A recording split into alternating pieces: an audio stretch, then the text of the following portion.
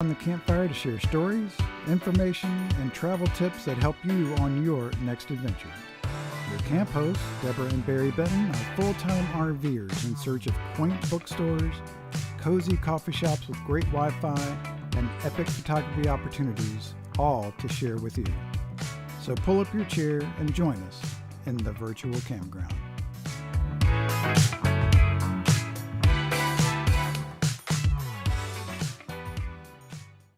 Welcome to the virtual campground. We are so glad you are here. Oh my goodness. What was that voice? That was my DJ voice. Welcome DJ. to Santa Fe, New Mexico. I hear voices. So in your head? Yeah. Or I do think you it's hear here. voices? I think it's here. Yes, you're I think we're listening in the hearing aids. We're gonna have to turn that down because that's going in my ears. Okay. Is it going to give you that reverb? Yeah, it's gonna be weird. Okay, so enough about me. Please. What about you? How are you doing? I'm fine. Good. It's a little chilly here. It's a very cold in Santa Fe. We've had snow and rain off and on all day. Lots of snow this morning. We got lots of snow. It was big, fluffy clouds. We've had a lot of snow really since Friday. We've encountered quite a bit of snow. God, and last night it seemed like we were driving in a blizzard. It did. It felt really weird. It was like, what was it? Star Trek. Like when the Star Trek went into hyper mode or whatever they did. The snow was coming right at the car. And it was just kind of dizzying. Actually. It was crazy. Kind of, if you looked at it, stared at it long enough, you kind of got a little dizzy. Yeah. It was weird. That was yucky. But anyway, is anybody in the chat? Please pop in there and add a comment. For some reason, I'm not seeing any comments. As usual, we're trying something new, and so we don't know if chat is working or not. So please let us know. Please let us know if you can hear us. That's always helpful. So yeah, we're here at the in Santa Fe, in the KOA, which very ironically, there's the snow from this morning, and look, an actual public phone booth. I think that's hysterical. Here in the middle of the campground. We didn't check it to see if it was actually working. No, we didn't. Johnny's here, of course, and Steve. Hi, and somebody else, but I don't know your name. Facebook user. Mm-hmm. They didn't give us permission. They didn't give Facebook permission to use their name. Okay, so we don't know their names. Hi, Facebook user. So glad you're here. Johnny, Steve, good to see you. We're going to talk about photography today. Travel photography specifically. Yes. But what I was going to say about Santa Fe and the KOA is the woman that owns it, I used to work with her at Southwest Airlines. Get out, right? I know. It's so funny. She came out.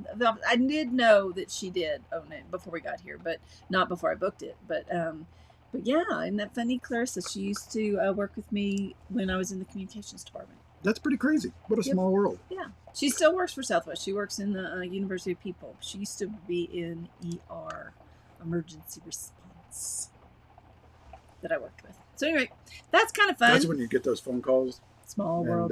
When I would get a phone call and say, bye, see you later. I have to go help. Have a go pack ready to go. Mm-hmm. Luckily, we didn't have that very often at Southwest. But thank goodness. Yes, thank goodness. I can see Johnny's talking to us. I just can't see what he's saying. Oh, let's see. Did you see there was any money in the coin? Oh, you know what? Dang it. We're going to have to go back over there. Luckily, it's on our walk. Yeah, maybe a nickel in there. I wonder how much does it cost these days to make a phone call on a payphone? Does it take credit cards? Surely it doesn't work. I don't know. Now we're going to have to check it out. So, Steve, yes, when it was snowing a couple of days ago when we got here, I had forgotten that I didn't have it on. Snow melt. Did you know our satellite? I didn't know it could have snow melt. Has snow melt capabilities. So like it'll heat up. It'll heat up to melt snow, so it never has snow on it. Right, in theory. Interesting. Well, in that picture, I don't think it had any snow on it. The picture of the rig. No, it's working. So it must be working. Yeah. Then it's at an angle. That helps too.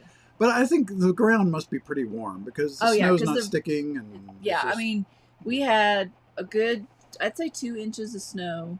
There wasn't really any on the driveway road through the camp. And then the minute, I don't know, about 30 minutes after it stopped snowing, it was gone. Yeah. Yeah. Didn't Yeah, last at all. it didn't last at all. So yeah, Couldn't go out even and up build on a the snowman. hills, you know, we can look up out on the hill and the trees, and that was covered in white this morning, but not anymore. I mean, you see patches of snow, but Yeah. it's not terribly snowy at all. So yeah, but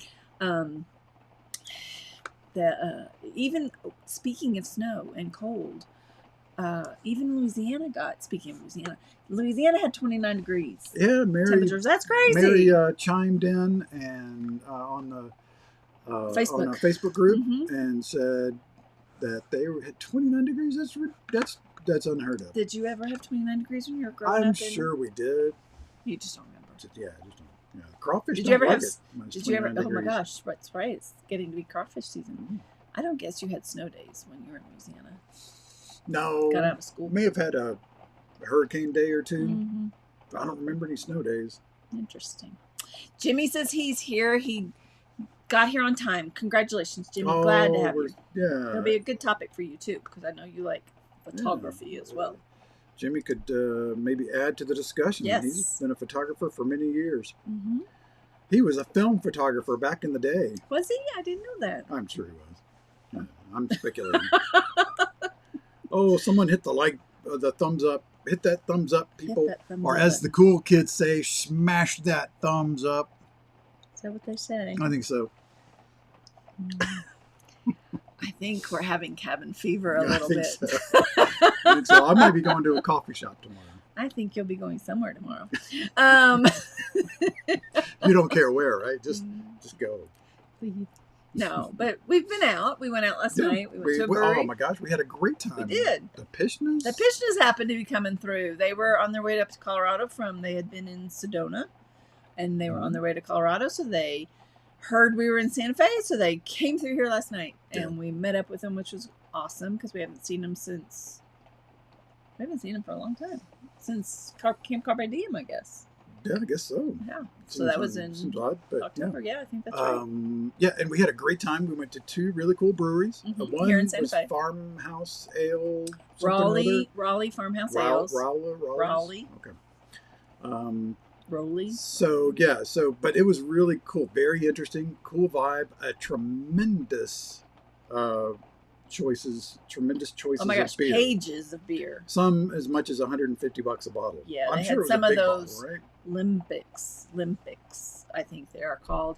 They come in like a wine bottle, but yes, they're very expensive. We did not order one of those, but we did order one of their farmhouse ales that came in a wine bottle and shared it, and it was quite tasty. Yep, Light, very light. I asked for a taste of one of the $150 bottles, but they wouldn't give it to me. Yeah. Bummer. Yes. Maybe on a special occasion we'll do that. I don't know that so. I could appreciate a $150 bottle of beer. I know I couldn't, Yeah. because most of them are kind of funky. Yeah. But anyway, but then we also went to Second Street Brewery, which was also like less exotic beers, I'd call them more, but very good mainstream. beers. Yeah, very good. And Fun they're going to atmosphere. have live music tomorrow, so we might go back tomorrow and have live music. So And where that'll be was the coming. trivia here in Santa Fe? Wasn't That's trivia the same somewhere? place. The same place? Second Street Second Brewery. Street Brewery. Yep. Okay. Which is on 2nd Street, by the way. Is it? I didn't even notice that. Johnny says there's 100,000 payphones in the U.S. still. Johnny makes stuff up all the time. Don't yeah. Johnny, I believe everything Where Johnny are you says. coming up with that number, Johnny? I'm sure you just Googled it. 20% in New York City. Well, that would make sense, right? But do they work is the question. I would think by now most of them have been vandalized. Right. There's one in New Mexico that we know of. That we know of here in the KOA. That's right. So, at any rate. Okay. Should we talk about what we're going to talk about? Heck yeah, let's do it. What are we going to talk about? We're going to talk about travel photography. Tips for travel photography. So we're all travelers, right? In theory. In theory. In some way, fame or fortune? No. So for Benton Downs Photography, a while back, I put together just a list of the top travel tips, just to help people get more organized and more out of their travel photography. Awesome. So we're going to review some of those. So we're going to have you be the teacher tonight. Yes. Which means I don't have to talk as much. No. I just ask questions. That's right. Leading questions. He did look it up on the internet. I told you he did. Okay, so let's talk about let's talk about travel photography. And along the way, maybe we'll get to see a few really pretty pictures. I hope so. I Goodness hope so. gracious. And I hope you guys in the chat, because I know most of you are photographers, so we've seen some of your photography and you're quite good. So please let us hear from you too, questions that you might have. Yes, and interesting thing about this conversation we're going to have, of course, some of it is very related to the kind of, real cameras. Mm-hmm. That's my image for real cameras. That sounded. I was looking around for a camera. And then, of course, most of us have these cameras, and so phones. And so I would suggest that these comments will work for both. Yes. Virtually, yeah. I think I can't think of one that won't. It'll be interesting to see if there's one. Now, one that I can think of offhand will require a little bit more intimate knowledge of how your camera phone works. But you can learn. I know you can learn. Yes. Yeah. In fact, last night we had Kenny was showing us some things on the iPhone camera that we were like, oh, that's how cool. I mean, you could April are pretty snazzy photographers in their own right. You're right, and they could get rid of like the whole background and make it black and white. It was very cool. Anyway, so lots of features now on the camera phones. So play around with them. And learn more, and you can make really cool art too. That's all right. So let's start. Where do you start when you want to think about? Because the fact of the matter is, a lot of our RV travel is based around where you want to go photograph. That's right. Darn right. And I put find my things foot along the way down. for me. So, But I mean, we think about that. Consciously think about where do we want to travel, because you want to go there to take photos, whether that's a certain time of year you need to be there, or just you want to go, like you just want to go to the Oregon coast and take images. Right. So we're going up there this summer. Exactly. You said it all. I mean, I think we can end the show right now because you pretty much covered it. No, that was just the beginning. So we talk about where are the pretty places in the country we would like to go see, and specifically I would like to go photograph. And then we plan our trips around that. And the first part of that, the key word there is the word plan. So I use half a dozen different resources or so. Here are some of them. I'll talk about Google Maps a little bit more detail later in the show, but I do searches on Instagram, 500px, Flickr, Shot Hotspot, Pixio, Location Scout. Location Scout's pretty cool because it'll people will give you down to where what's it called, the code that you use for latitude, longitude. It'll give you a lot of good detail. So those are some of my favorite resources for finding places to shoot. So you go basically, like, we'll use Oregon Beach as an example. So you want to do some images along the coast of Oregon. So you go into some of those resources, you look at what other people have taken pictures of to find kind of the really cool places. And you start to map those on a Google map and say, okay, I know I want to go to these 4 really cool places to take pictures. Yeah. Do you want me to go to Google Maps now? Sure. Okay. So yeah, exactly right. I'll just start with a generic Google search. Where are the most beautiful places on the Oregon coast to photograph, or words to that effect? The most popular. And then I'll start narrowing down from there as I see stuff that I think, wow, that's really cool. I want to go see that.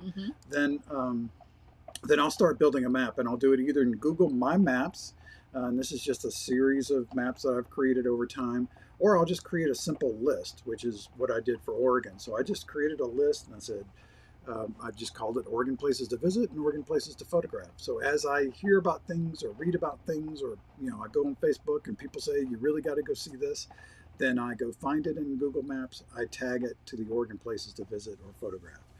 And then that ends up looking something like this. So lots of little dots on the map, and that helps us plan. So now I know where our campground should be, somewhere in the middle of all this, or if like this is, I don't know, 6 or 7 hours to drive up the whole coast, maybe more.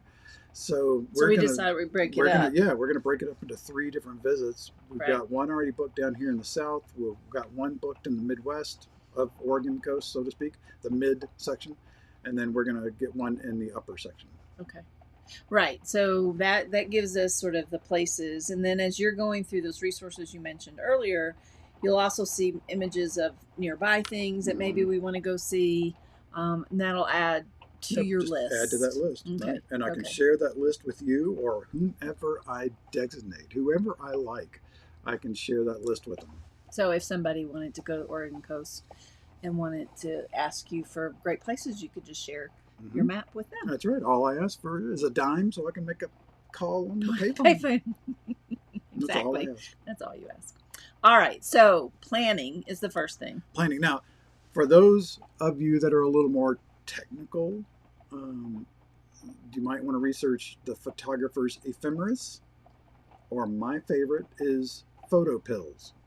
And those are two they're more complex planning tools, but if you wanted to photograph the sunset over a particular lighthouse, for example, then you could use photo pills to see when that sun's going to be coming over that lighthouse as it sets. So just some more detailed planning tools, but that's not covered in this. That's a more advanced course. But you do pay attention to, say, if you know you want it to be like in Ouray, when we knew we were going to be in Ouray in September, I think it was, and you knew that the Milky Way was going to be there. How did you know that? I knew that because the Milky Way is always there, so that's cool. Okay, duh. But the cool thing that you want to photograph on the Milky Way is the core, and that's the bigger, brighter spot. Right. So I used photo pills to see where that core was going to be, and then you can use any weather app to see. Most weather apps will show you the phases of the moon and when the moon rises and sets. So if you're going to shoot the Milky Way or night stars in general, you want to know, is the moon going to be up in the sky? Is it going to be a big full moon, or is it my preference is to photograph the Milky Way on a night that's going to be a new moon night, or at least I know that the core is going to be here and that the moon hasn't risen yet. Right. So the stars will be beautiful and bright. Except for those times when you want to capture the moon rising over something. Sometimes that's also something you've wanted to do, that that you will note when the moon is rising, and then you'll use one of your apps to see where it's going to rise over a hill. Exactly. We tried that in Big Bend, as a matter of fact, but I made a mistake, and but we were going to try to capture it coming up over a hill as over the sun Emery set, Peak. and because the key thing that I've learned on moonrises, me, dumb, no photography person, is that you still need some sunlight in order to have that big moon look. Right. Because otherwise it's too dark and the moon gets very small. Yeah, exactly. The full moon rises opposite of the sun setting. Yes. So normally. Yeah. So then you want that. If you want that full moon coming up over something that's fairly low on the horizon, then you just got to plan that and shoot it about the same time the sun sets. Okay. Or the opposite, which is what we should have tried. We should have tried that. Because the sun rises in the east every morning, God willing, and then the full moon will be setting roughly the same time. Correct. So then you get that big, beautiful setting moon. Yes. With your foreground being lit by some rising sunlight. And that's pretty. Okay. So we've planned the Kippers are here. Oh, hi. We've planned it, and now we are going to figure out. We're going to take some pictures. So what we get there. What are we focused on? So there are a couple. Very good. That was good. Good. Pardon the pun. So there are a couple things that I look at. I guess we'll start with literally focus. So I do most of my travel photography in aperture mode. I want to control the depth of field for my photography. So I will set the aperture to be whatever I want it to be based on what I want to photograph. Like I'm not sure about. Let's see. Okay, so this is a great example. Look at that. Look at that. Perfect example. So this is a flower with the Grand Teton Mountain in the background, the Teton Range in the background. I wanted that flower to be sharp in focus, but I wanted the mountains to be out of focus, so I photographed that with a big aperture, so there was a short depth of field. So that's Is that what you were talking about? Yeah. And plus the idea being that you don't, so a lot of these places that you're going are pretty iconic to take pictures of. And while you might want to capture the image that's the iconic image, sometimes you also want to just get a different slant on it. And this is one of those ways that you do that is you went for the flower, but you still have the Tetons there. So as you're trying to tell this story of the Grand Tetons or of this trip, this helps. Right. So that you just hit on a very important point that I overlooked. Thank you. And that was the concept of storytelling. So what you want to do as you're thinking about travel photography is think about, this is what I think. You can think whatever you want. I mean, you know, I'm not going to tell you what to think. Here's what I think. I think about, if I'm going to show these photos to someone who's never been to that location before, what kind of story will my photos tell that person? And if I am constantly showing photos of big iconic scenes, well, those are all beautiful and stuff, but you want to mix in some detail shots, in my opinion, to create that sort of story arc of big picture to small picture details, back to big picture to small picture. So it just gives you some variety throughout the scene, and some with, you know, everything in focus, and some with only a few things in focus, or one thing in focus. So it just creates more interesting things. Let's see. So that question about different depth of field. So that was captured in camera. So that one, I was probably at f2.8, and so I'm focused on that flower. So there's a really short depth of field. So everything behind that flower goes out of focus. So that is all in camera, nothing done in post to make that more or less in focus or out of focus. But was he asking about phone cameras or did? Well, let's see. Digital than you did with film. Oh, yeah. Is it different now with digital versus film? No, same concept with film. The good thing is with digital, you can see whether you captured it or not. Right, Film, exactly. you had to send it away and not know for weeks. Like for this shot, I may have shot that flower 6 times with different depth of field until I came up with one that had the mountains out of focus to the point that I wanted them. Yep. So, and then the other thing about focus is, and storytelling is, to look at a scene and try to find a different way of telling the story. Yes, so different angles. Right. All right. So, okay, I see where you're going there. I see where you. Okay. You with I'm me with now? you. Yeah. I'm with you. So, what do I have here? I've got. Okay. So, well, this is sort of along those same lines, but it's the tree detail and looking at. This was one part of a scene, and let's see what's going to better illustrate what you're talking about. Big picture and then small picture. Let's see. I know. Oh, the waterfall. Here. The waterfall. Okay. Oh, Charlie Grace is in the house. Hi, Charlie. Hey, Charlie. Good to see you. We're talking about photography. Okay. So, waterfall. So there is this. When you go to a waterfall is a great example of getting a big picture and then starting to look for different areas of that waterfall that give you some really cool detail. Like this waterfall was much bigger than this, but this is one part of a much bigger waterfall. And this is stepping back to see the entire waterfall. So you get to much more of a grander, bigger scene here than you would have otherwise. So is that what you're talking about? Yep. Okay. Exactly. And then, you dive in, you just look for details all around that. You've got your big iconic scene for the waterfall, and then you look for the different scenes around that. This is a little bit smaller view of the waterfall. This is even smaller. So the cool, colorful leaves that are all around there. So cool, cool way to look at different ways, different parts of the image. Most of those were taken in Ouray. The trees anyway, right? The waterfalls in Arkansas. Yeah, and then Ouray was that first tree there. That was Ouray, Colorado. And the bendy trees were in. The bendy trees are in Ouray, Colorado. Yes. All right. So that gets us to planning. And focus. I use aperture priority, and then it gets us to big picture concept, and then looking at the details. All right. What's next? I don't know because I can't find my run a show. Oh, no. Oh, no. You know what? It may be right here. Yes. Yes, it is right here. Next one. Next one.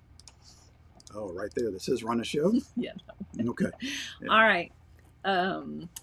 Sorry, folks. Yeah. Clearly, we usually use my computer for Yeah. run a show and his computer for the show, but So we talked about focus, picks of flowers with Tetons. So, all right. So, what are the issues you think people when they don't capture that image that they really wanted to capture? Why? Well, I mean, there's no good answer to that. There's no easy answer to that. It's all so there's one reason is because you may not be there at the right time. Mm-hmm. So you have to think about what your purpose is in photographing a particular place. If you are trying to photograph a particular iconic scene. So let's take Mormon Row, for example. Okay. I went back to Mormon Row several times because it is an iconic shooting spot, and the time to shoot Mormon Row is first thing in the morning as the sun's rising, or just before sun rising. Mm-hmm. So we've got some people coming in. Oh, Charlie Grace invited some people. Nice. Thank you. Hey, boondocking with Boomer. Good to see you again. Okay, so let's talk about Mormon Row. Super iconic spot. The Tetons in the background. You know, just an amazing place to photograph. But as you can see, that's a rising sun. Well, you don't see it, but that's a rising sun hitting the mountains, hitting the barn. I went back to Mormon Row several times because the first time I went back there, there was bad weather moving in. So this cloud up here at the top of the Grand Teton Mountain never went away the whole time I was there. So I had to go back and got back there really early and slept in the Jeep for a couple hours waiting for the sunrise and was able to get a nice shot without it. So, I mean, part of this is just to say to people, you might go to the spot you want to photograph, and sometimes it's good to go maybe and scout it and figure out when's the best time to take this picture, find some different angles. Capital idea, absolutely. Plus the fact that sometimes if you go, says the photographer's wife, and you can be present with the person you're with to enjoy the place, and then go back later with your camera to spend hours taking photos, right? So, but really it is to sort of scout it out and see where maybe in the right time of day, because maybe you don't really know that. There are apps that can help you, the ones you've looked at. But if you have the luxury of some time, you're camping there, RVing for a couple of days, you could go back and you can really try to capture it. And the good thing there is it's always changing. The light's changing, the weather's changing. So you get some cool moodiness in the different images. You can really get different photographs. Yeah, and don't be afraid of bad weather, because bad weather can give you some pretty cool, like, all the clouds back here behind that, some cool, you don't want just crystal clear blue, no cloud skies. You want that balance. But you hit on a really good point for family harmony. A lot of times these shots I'm getting of these iconic locations, I am going very early in the morning or very late in the day, and I'm going with a very specific purpose, and that sometimes takes a while. And sometimes the person you're with may lose patience. So if you want to take the time to do those iconic shots, then you just have to plan them. Yeah, I think your idea is great. Go once, see it, get the lay of the land, and then, enjoy it with your loved one, and then plan to come back the next morning at 5 a.m. to do your iconic shot or whatever. And then my tip for a photographer, wife or spouse or partner is to say, bring a book or something that you can do so they can get, because I never want you to not feel like you can stay, hang out and get the image you want, but I know you get worried that I'm bored, and I am sometimes. So I just make sure I have something to do besides just wander around, because my wandering doesn't take as long as you're wandering. Right. Yeah. Right. So it works out really well. Okay. So we have planned a good trip. We have focused on what we wanted to focus on. Yep. Aperture. We have found the story within the story, so to speak. The details, the big picture, the details, create that story that you could show someone those photos and give them a good feel for the entire experience. So one of my other favorite tips that I know you've shared with people is, especially I think for new folks, or this is also a great idea for the person traveling with you. Maybe they take their camera phone but they travel with a theme while you're really trying to capture Oh, images. themes are great. Oh, I'm Themes. so glad you brought that up. Thank you. Themes are a good, fun way to, to as you're walking around to fill time or just to create some fun images. So, okay, so yep. Oh, good comments. We're gonna come back.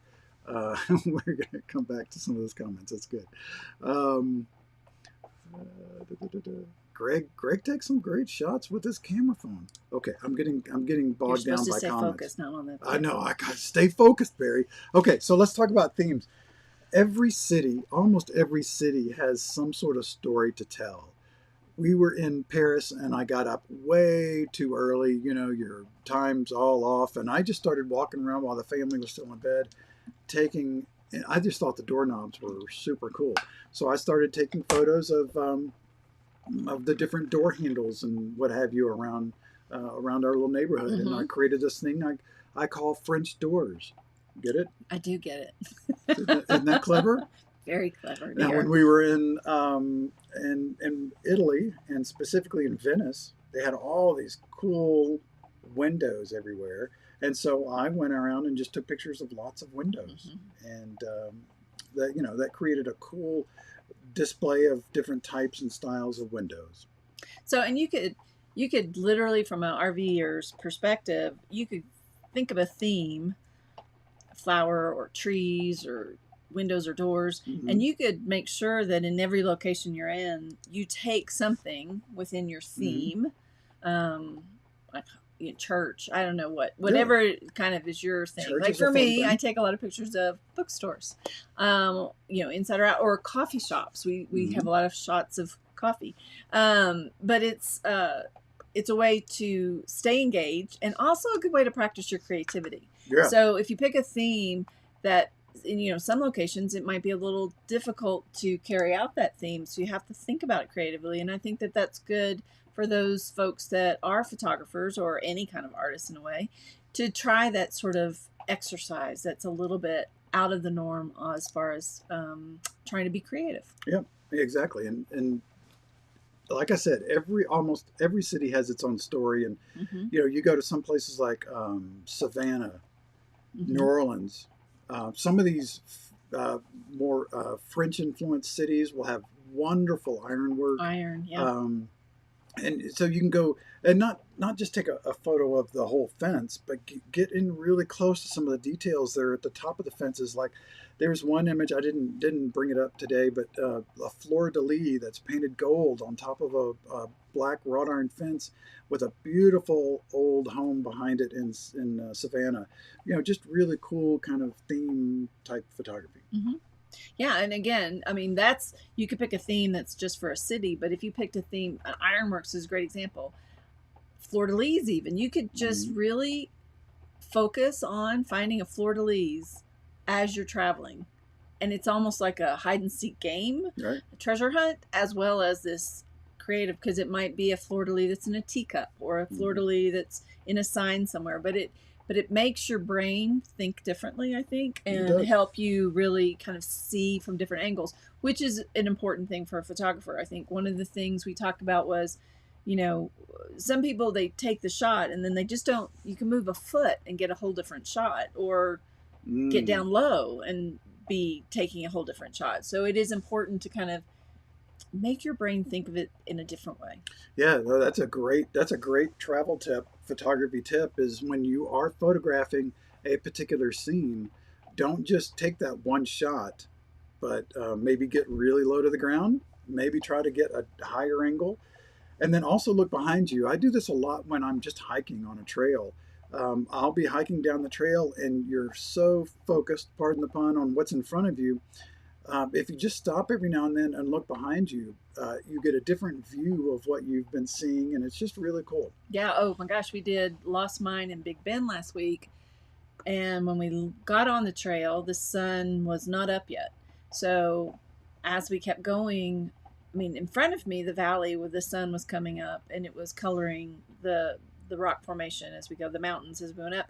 But at one point I turned completely around to see where we'd come from, and it was looking over the Chisos Valley, and totally looked gorgeous, different from when, right. we had started the hike. So that was, very good, very good tip to turn around and look. And I think, Johnny, you've got a point here that artists sometimes do look at things a little differently. But I think everyone can practice looking at things differently.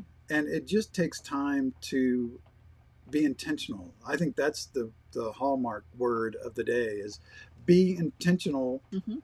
when you're out there. If your desire is to take better photos, Mm-hmm. then be intentional about what you're doing and think about the different angles and the different themes and the big picture versus small details and just work those in. And you don't have to spend all day doing it, but if you're on a fun hike and you've got some, big picture detail, big picture, and then zoom in on a leaf, then, that's a fun exercise.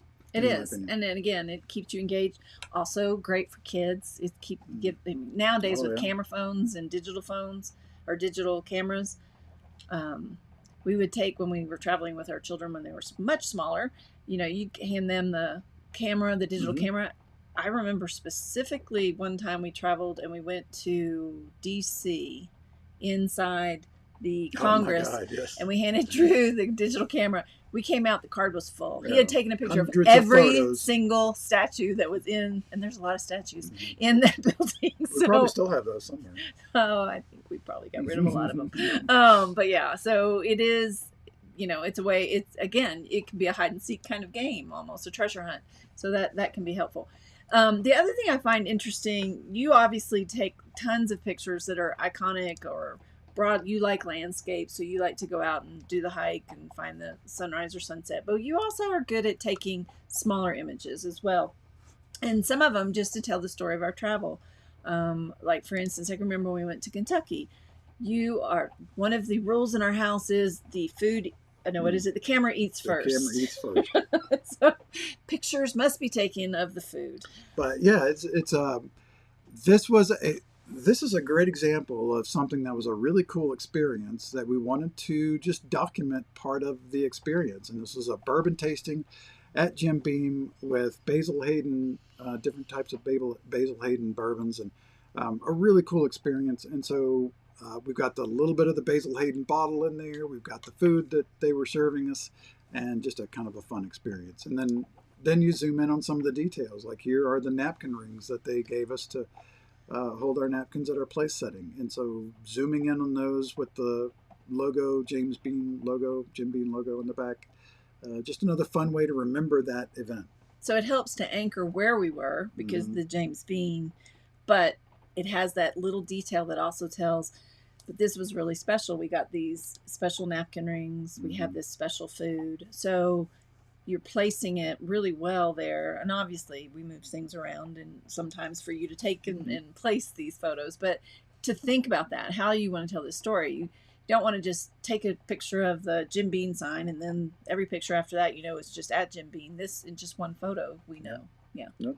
So very nice. Yep. Nicely done. And speaking of signs, sometimes I do take pictures of signs just so I remember. Especially on hikes. Right. It's a really great idea on hikes to take a picture of the sign of the hike because you'll forget this is Lost Mine, and then you do know that these next 10 pictures from a hiker on Lost Mine. Yep. So tell me what have been some of your favorite places we've gone to photograph? Well, I think you know what that is. I do. I mean, Yosemite is... You could go to Yosemite every year. I could. Yes. I could live in Yosemite. So Yosemite is what they call a target-rich environment. You can drive around the valley and stop at a dozen different spots and have amazing photographs. Now, this is one of those locations that is off the beaten path and not well documented. But with a little and this is where the planning came into play. I heard about it. I did more research. I found it. It's unmarked. I hiked maybe 30, 40 yards off the road to get to it, and this beautiful reflection photo was there. And that's another case of you had to know this right time of day, right? That it was going to be the sun right there with that it would reflect and show up. And then your other favorite, this was another planned, and like I said earlier, that moonrise over Half Dome. Half Dome. Yeah, moonrise over Half Dome, and this was planned, and just I'll give credit to Gary Hart. He planned this, but that we were all the way out at Tunnel View, and he knew that moon was going to be rising over Half Dome at a specific time. So we were all there prepared, and just a neat kind of opportunity. But yeah, Yosemite is one of my absolute favorites. Mm-hmm. Yeah, Yosemite, and then you also do a lot of waterfalls. You like waterfalls. Mm-hmm. And specifically that idea of you're great at capturing the water, so it looks really silky. Yeah, I like the silky sort of Mm-hmm. waterfall movement. Let's see, where was that other one? Yeah, so I like to get that silky sort of waterfall. Some people love, that sort of silky, smooth water. Some people want it to be a little more choppy or whatever. And that's where I get away from going solely aperture based, and I go to shutter speed based. And if anyone wants to have a more detailed conversation about technical aspects of photography, I'm happy to do that. But in order to get waterfall photos, you have to let that shutter stay open for half a second or a second, or sometimes I'll let it go for a long time. And waterfalls are a great example of sometimes you have to do a little bit of hiking to get to the right spot, Mm-hmm. and you really have to go to different angles, and it's going to take a little while. So you're going to be there a while you're setting up, but also to let that aperture or whatever shutter stay open, etc. And Johnny, that's a great idea of True. of a theme. And we photograph some lighthouses, but Michigan and Wisconsin, I mean, just full of beautiful places, all up and down the coast of New England. You could just have a theme. And the cool thing is you could make at the end of the year, you could make a cool calendar of all the lighthouses, or make a collage of the different lighthouse photos. If you think ahead about that planning, then you can create something from all those photos that make a cool little art piece, or a big art piece. Yeah. Steve wants to know what Downs is of the Benton Downs. Oh, it's just a name I made up.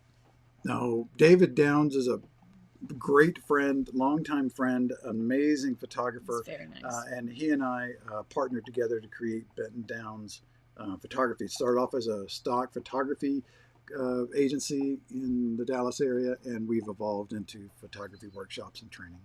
So really, next step, if anybody really wanted to learn more about how to take great pictures, and one of the things that Benton Downs does is make sure people know where to be and when to take some great pictures of certain places. They can go to bentondowns.com and see and learn about upcoming workshops. Yeah, we have as a matter of fact, we have a Grand Tetons workshop coming. That's not Grand Tetons.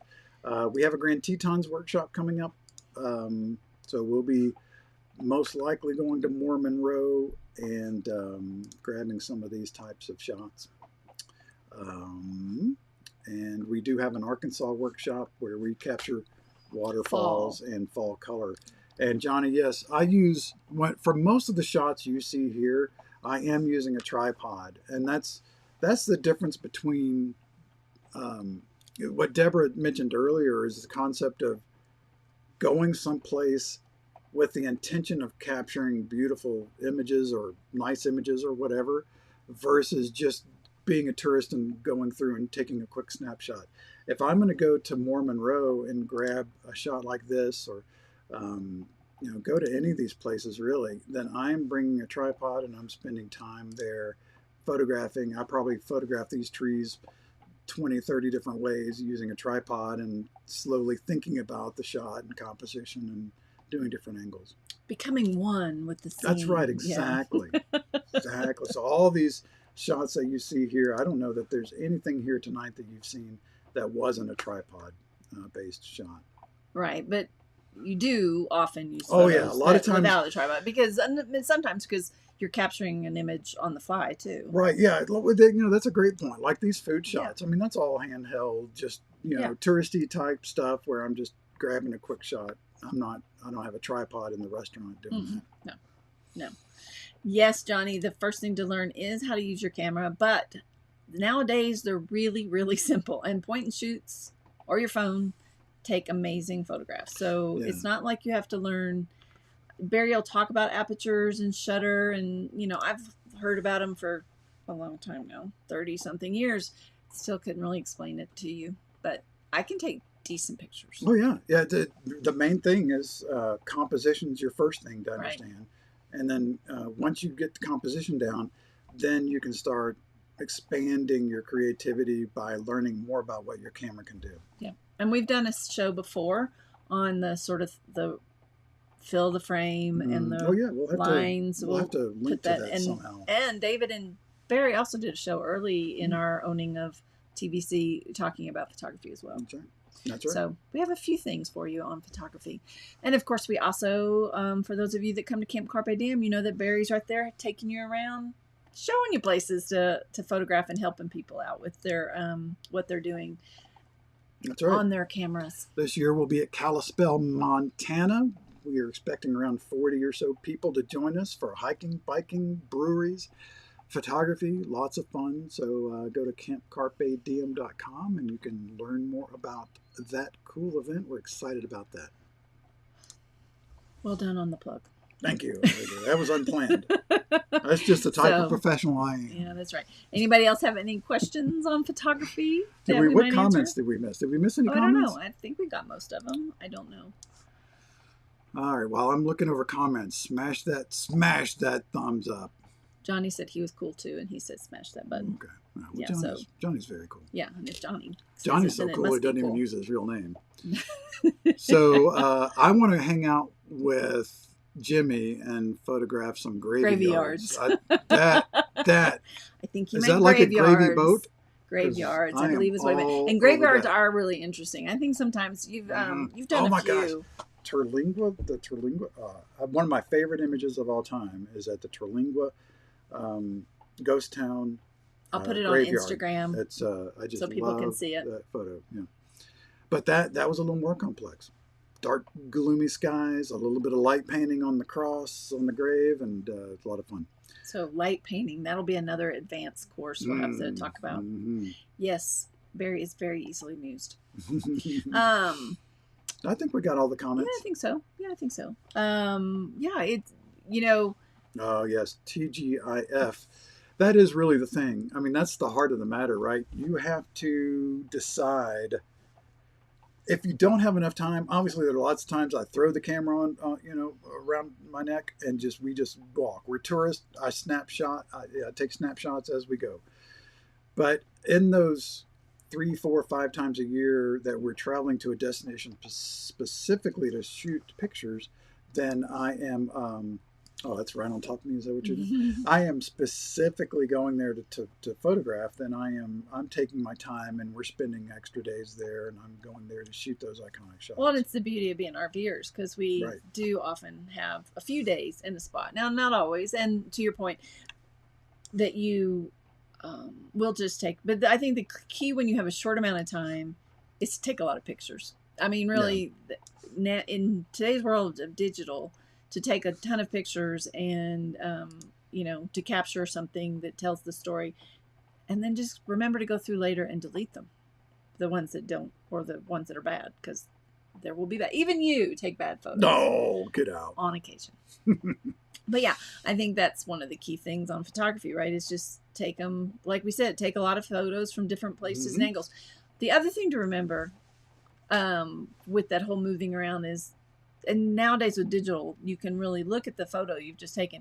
Just double check if there happens to be people in your picture, which, as you can tell, we don't have very many with people in the picture. Like people. He doesn't like to take pictures of people, and I don't really like to be photographed, so it works out really well.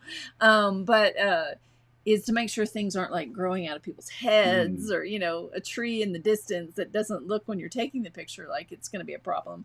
Can often look rather odd. So just take a look at it. Trees growing out of people's heads is a big problem. Also, here's my pet peeve. Listen up very carefully. If you're taking a photo of the horizon, especially if it has water in it, try to get that horizon level. If you've got the horizon going this way, then that water is going out of the scene. Don't do that. Right? No. Make the horizon level. You want the horizon level. But it's not that you need to get the whole. I mean, the water can be going out of the scene, but just needs out to of the level, scene. But the horizon has to be level. Like so if the water's this way, then the water's just rushing out, going into God knows where. So gotta. God knows. Yes. Oh yeah, Terlingua is really fascinating. So I absolutely think that you should go back to Big Bend and visit it. Terlingua is worth photographing. It's worth hanging out in. A lot of character. Yes, we went to Starlight Cafe a couple times. Theater. Yeah. Yes, and so yeah, you've got Jimmy. You said to plug your website. You can plug it. Yeah, you plug the website. Put it in the chat. What is it? So people know what it is. Rollmeaway.com. I don't know. Yeah, plug your website. So yes, Johnny, you can, but you can make your horizon level in Photoshop or Lightroom. I use Lightroom a lot more than Photoshop. But why not get it right in the camera? But yeah, if you're going down the road, you take a quick snapshot and you notice that the horizon's not level, then yes. And when you're cropping things, get it level. The other tool, and for nowadays, especially with social media, that we use a lot is Snapseed, which that's another thing that one day, I need to do something with Snapseed. You need a course on Snapseed because it's really pretty handy. I mean, I use it a lot for my Instagram because then, the picture's in the camera, I fix it on the camera, and then I put it in Instagram. So totally, that's another tool, easy to use, Snapseed. I can use it, anybody can use it. So yeah, do a test. That's with the digital cameras, it's so easy to shoot, look, refine, shoot some more. Yep. Yeah. Digital has made things much easier for photographers and much more fun. You can do a lot more with it. And more difficult. Another thing we could talk about is what to do with your images after you shoot it. You go off on a hike and you shoot 40, 50, 150 photos. What do you do with them? That's another. How many photos do you think we have in your hard drive? In our hard drive. He looks down at where the hard drive is. It's down there. It's churning all the time, making noise. I would say probably 40,000-ish. Probably. I could look that up. That's okay. It's not. I'm sure they want to know. They don't. They'll find out later. We'll tell them later. All right. So that is, I think, all we have to say about photography for today. For now. Yeah, there's a lot more to say, but for now, that's all we have for you. Come visit with us at Camp Carpe Diem. But if you have any questions about photography, please reach out to me, Barry at thevirtualcampground.com. And I'm happy to answer any questions or what have you. So, and come back next week. Next week, we're going to have an interview with Cherie Collier. I should have asked her. Yeah. But we're going to be talking to Cherie about, she's doing a seminar about how to work remotely. So if you have any questions about RVing and working remotely, she's got a summit coming up just for you. But she's also just interesting to talk to. She started RVing in 2013. Yeah. Way before it was cool. For 8 years or something like that. So way before it was cool. Serious RVer. Good conversation with her that we will be discussing next week. So let us know if you have any other questions. Oh, Steve has 50,000. He beat you. We've got 53,000. I'm pretty sure. Pretty sure. Now, I just ran the numbers. Steve, he's really going to have to go and count them. I think that we probably do have more like in the 40 to 50, but that's mostly because I've made him get rid of some of them. So I don't think so. Yeah. That's pretty impressive, Steve. Of course, when we were moving out of the house, we also... Johnny has 1 million. 1 million, really? Dang it. When we were moving out of the house, one of the big things that we had issues with, what to do with, was all the negatives, because Barry started being a photographer and film. We still have some of those negatives. Yes, we do. I think. Yes, we do. Yes, dear, we do.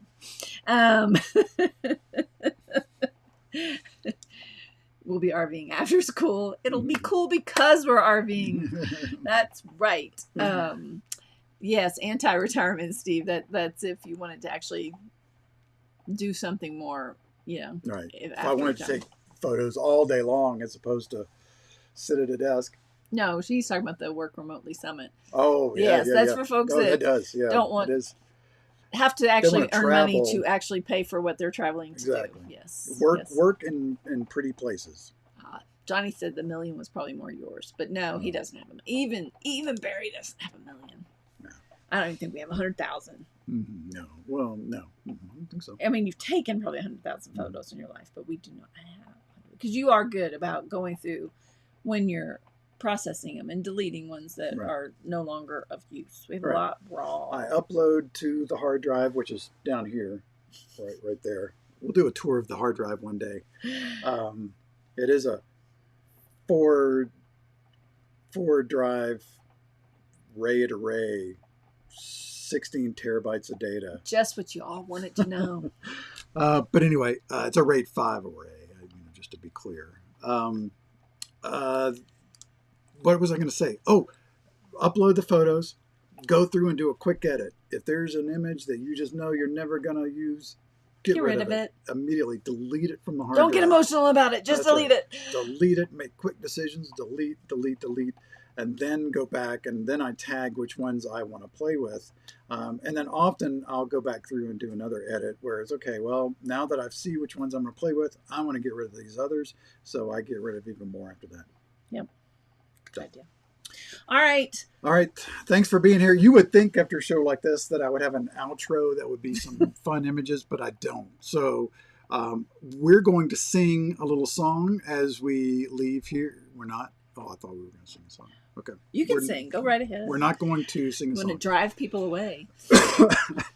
Oh, yeah. I didn't mention that, Johnny. Yes, so it's RAID 5 array, plus I have it backed up to the cloud. So, yay. We are secure. Lots of other things might fall apart, but we have photographs. We're going to have the photographs. Our sons are going to inherit photographs. Yes. God help them. Okay.